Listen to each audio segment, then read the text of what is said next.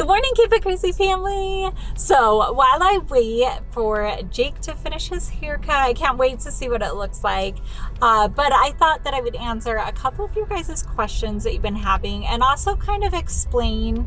I want to start doing on our channel kind of adoption stories, not like the foster care and like what kids have been through and those kind of things, but the adoption journey of how they came into our family and how much they mean to us and just how incredibly I feel like God really played a hand in every single one of our kids and coming into our family and just how special and amazing they are.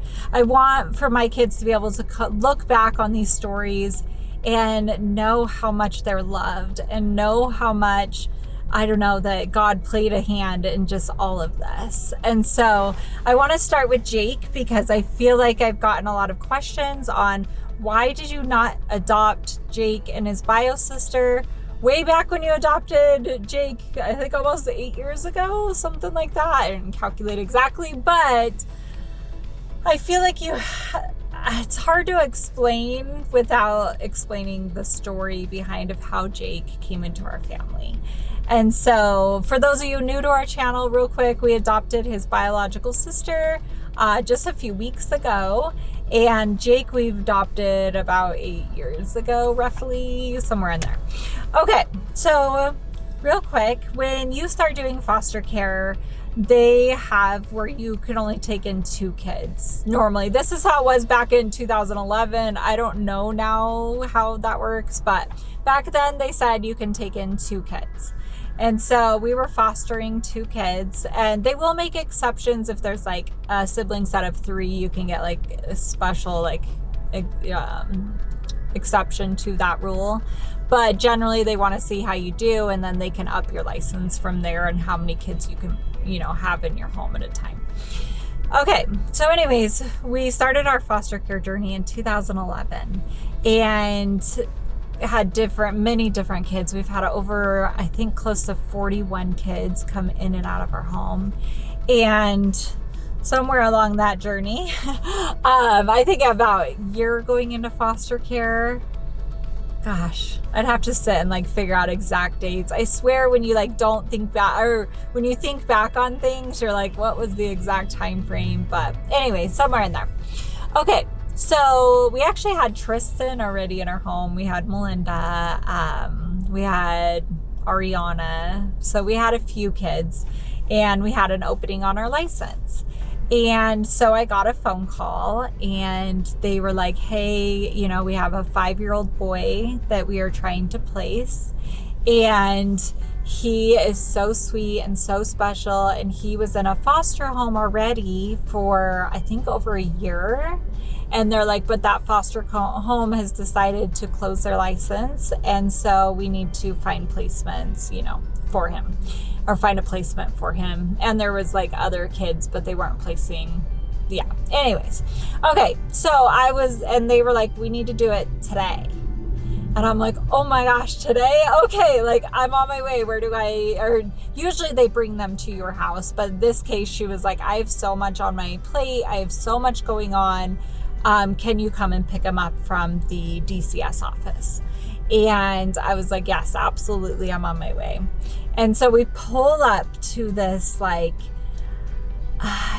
empty parking lot, and it was kind of cloudy that day. And it was just, I don't know, it was kind of a weird feeling. It was just this random parking lot. And so she was like, okay, go ahead and come in this door. And they had to buzz me in and everything. And so I go, and I remember walking down this long hallway with this white patterned tile on the floor. And I see this little boy sitting in this chair, and it still brings tears to my eyes because I instantly just fell in love with him. And I'm walking towards him, and it's such a different way to meet your kids when it goes, I don't know, that direction. But anyway, so I go up to him and I said, hey, I was like, nice to meet you. My name's Crystal. And he just looks over at me and just smiles. And still to this day, Jake's smile can truly brighten my day. And he just smiles at me. Doesn't say his name, doesn't say a word. And the caseworker walks out and she's like, hey, this is Jake. And you know, he's a little shy, but he's a really great kid. And like, he'll talk to you eventually. And I'm like, what does eventually mean? What does that mean? But I'm like, okay. And his previous foster home had sent him with his little blue bike, which was so cute, and all of his stuff and everything. And so we head out to the car and we start putting everything in. And I was like, hey, like, are you hungry? Like, do you want to get something to eat? Do you just want to go back to the house? And he just looks at me and just smiles. And again, no words, just a smile. And I was like, I don't even need him to communicate. Like, I just, like, his smile says it all. And so we stopped by a McDonald's on our way home, and I got him little chicken nuggets and fries, and he was just back there smiling just from ear to ear. And he finally said a couple words. I'm trying to think what he said. It was so cute. I think it was thank you were his very first words to me when I handed him the little Happy Meal, and he's like, thank you, and then just smile. And I was like, oh, he just has a heart of gold. So anyways, we get back to the house and get him all set up in his room, and he shared a room with Max, and Max is introducing himself, and I'm so excited to share a room with you, Jake. And Jake just smiled. And through the whole day, I just feel like he just smiled. And I was like, is he nervous? Is he shy? Like, he just smiles. I don't know. It's so cute. Oh, baby's waking up. Hold on. Ah! I should have waited. So Jake's plan, though, was reunification with his birth family. And so I didn't know, like, is this just going to be foster? Is it going to be something more? All of that. And so I just loved him like he was my own. And I've done that with every one of our foster kids. Like, you don't know if they're going to be with you for a day, a few hours. I've had kids only come for like 4 hours, and it was like a mistake. And I got a newborn baby from the hospital, real quick, just a side note. And they literally, the parents had put the baby up for adoption, but didn't communicate to the adoptive parents that the baby was even born, and they just left the hospital. And the hospital thought the baby was abandoned and called me, and then placed him in my care. And then I was literally, my mom was watching the baby for a quick minute because I had to go get a bunch of stuff for him. And while I was at the store, DCS showed back up with the adoptive parents and picked up the baby, and they were gone literally before I got home. I didn't even get to say bye, but it was only a few hours thing, so it was like, okay. But anyways, and then DCS did tell me that he had 2 other siblings, one of which was in care, and the other one was not in care and went to like a bio aunt, because that child had a different dad. And so it wasn't related. It was a half brother. Anyways, so they did tell me about Adela at that point, and I actually asked for her to be placed with us so that they could be together, because it's really my passion and Shelly's passion that kids get placed together, because there's so many kids that are split in the system. And so with that, I was like, is there any way? And they're like, she's been in her home already for over a year, and we will not move her. And I was like, well, is it a possibility for him to be moved to where she is if it's such a great home and things are so good? And they were like, no, like, it's a single mom, she doesn't want to take any more kids in, like, she already said no. And I was kind of torn at that point with it, because I was like, they just need to be together, and there's no reason for them not to be together. Like, I understand pulling a kid out of a home after they've been there for a year, and like, because they're comfortable in those, but I feel like if that family wasn't willing to take in Jake too, I felt strongly that they should be placed together. But again, I had those conversations with the caseworker, and the caseworker's like, stop bringing it up. It's not an option at all. So I was like, okay. And I was like, the plan's for reunification anyway, so they are going to end up being together, and that is okay. Their case was a really long one. We would go to like McDonald's and we would meet up, and I was trying to keep contact as much as possible for them to be able to still continue that sibling bond, know that each other is safe, like all of those feelings that they go through in the foster care system. I was trying my best to help with that. So they would do a lot of visits, they would do all these things and stayed in regular contact. So his case went 3 years. Yes, I said that correctly. 3 years of it's going to be reunification. It is reunification. It is reunification. I kind of told this story actually a couple weeks ago, but basically they said he is going home. They called me one day and they said, hey, tomorrow he's going home, pack his stuff. And he had been with me for a long time at that point. And I was heartbroken, but I just got this feeling like, do I not say anything? Do I say something to him? And I was just like back and forth, and I was like, I'm gonna wait. And the next day, sure enough, they called me and said, hey, like, actually, do you want to adopt him? And the emotions were so hard to go from, okay, he's leaving, I don't know if I'm gonna see him again, all of these emotions, to no, he's gonna be with you forever. And obviously instantly I said yes, and I was so excited that he gets to be our forever son. And I just knew that he was my son from the moment I saw him. I really did. And I know in foster care everything is so unknown, and it's so scary to feel that way or like to think that way, because you never know what can happen until papers are signed. There's nothing that's guaranteed. But I just loved him so much, and I just had this, I don't know, feeling from it. So then at that point, because it went to adoptions and they decided to sever rights that next day, I was like, okay, this is a permanent placement. Like, he's going to be my forever son. And I knew though that God had put him into our lives, and I knew since the moment that I got that phone call that he was like meant to be ours.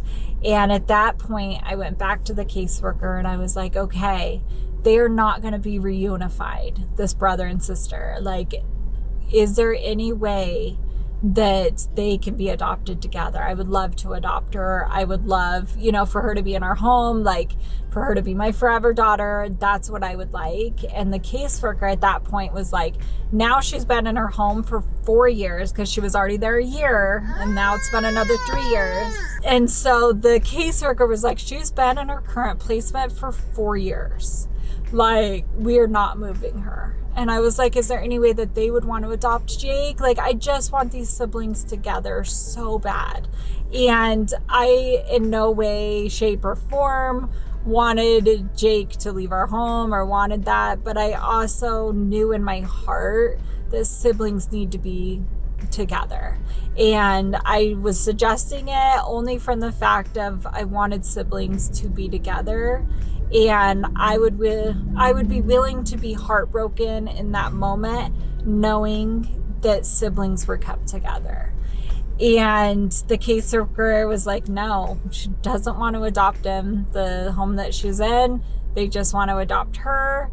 And I was like, please, like, I was like, what can I do to keep these siblings together? And the caseworker's like, stop bringing it up. Like, it is not on the table. It's not something we want to do.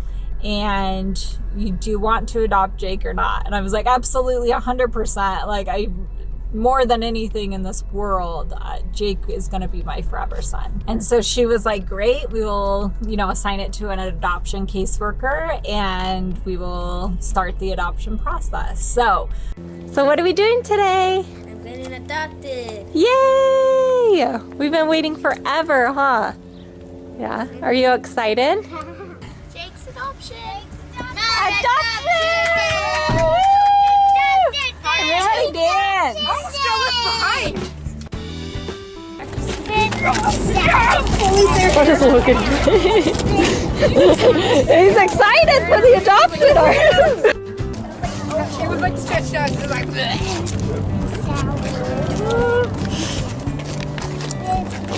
Do you remember the first time you met us? You do?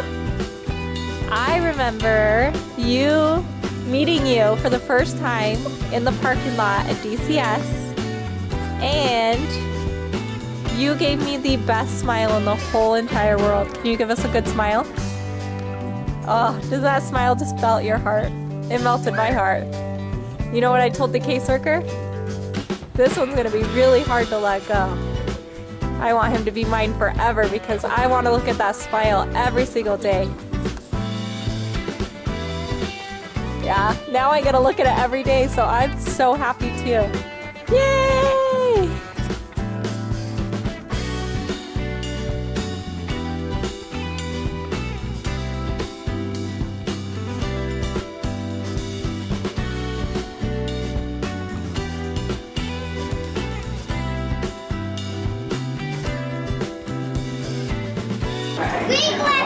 Adoption Day! It's adoption day, huh?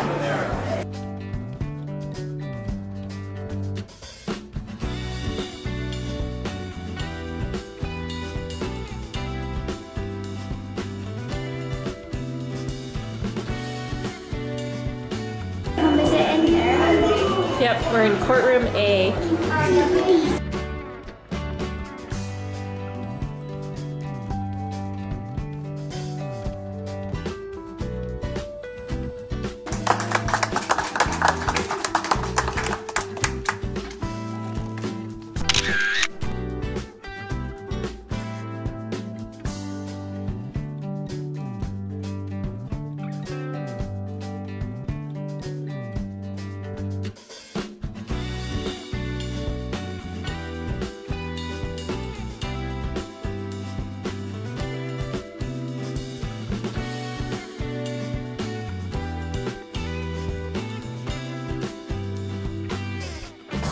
Okay, get in closer. We're good.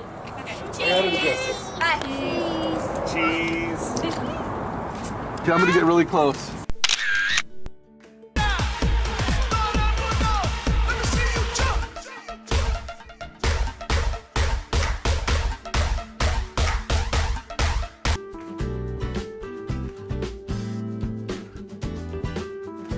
We were so excited, but there was always this little piece of me that was just loved his sister, just loved her. And I was like, I just hope that she's happy. I hope that she's safe. I hope that everything's good.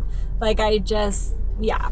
So over the years, we ended up moving away, a few hours away, and we were like 4 hours away from where we used to had lived. We moved up to a small town. And so we didn't get as much contact with the sister over the years, with Adela, I can say her name. But so over the years, we kind of lost contact, but if we would come in town, like we would try to, do a visit, and we got to do a couple of those. And then they talked on the phone and everything like that. And I felt like, yeah, and she seemed happy. She seemed safe. Like, she seemed like everything was good, and everything, yeah, was good. Fast forward with that, and just earlier last year, we had gotten an unexpected phone call, and that was where we had a feeling that Adela was going to join our family and that these siblings would finally be reunited. And that's a story for another time. I will tell that at a different time. Right now, I want to focus on Jake, and I want to say how proud I am of Jake. Jake has come so far. His personality, he still has the best smile ever. I've been saying that since day one. He can just light up a room from his smile. But so right now he is in mechanic school, and he is doing amazing in there. He graduates later on this year from high school, which is so crazy. He still has a whole internship year of mechanics and everything like that. And so I'm really proud of that. He is one of the best helpers. He is one that if he even sees me go to grab the kitchen trash or to do anything, he's like, what can I help you with? Oh, let me grab that. And he just truly has this protective loving nature about him. And I just absolutely love and adore that so much.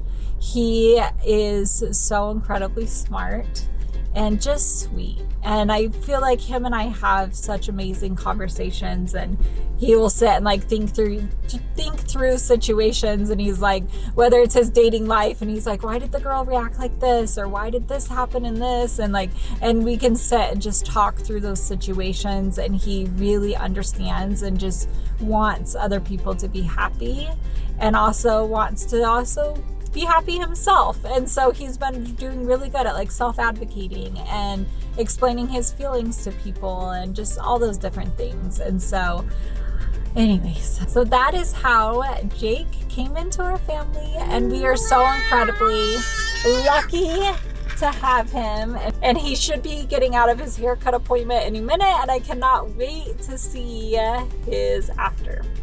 Here's his before. It looks so good. It looks amazing. You like it? Yeah, I like it. Good. 7, 8. I'm 17 and I can't blow a balloon.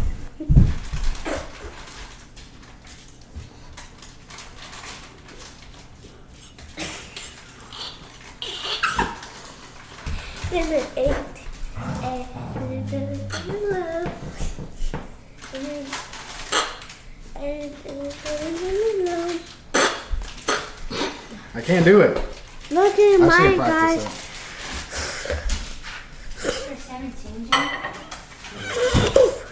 Yeah, only easy ones. Only this one, guys. Why stand in the corner, Look, see, can you see this? I know how to put a balloon.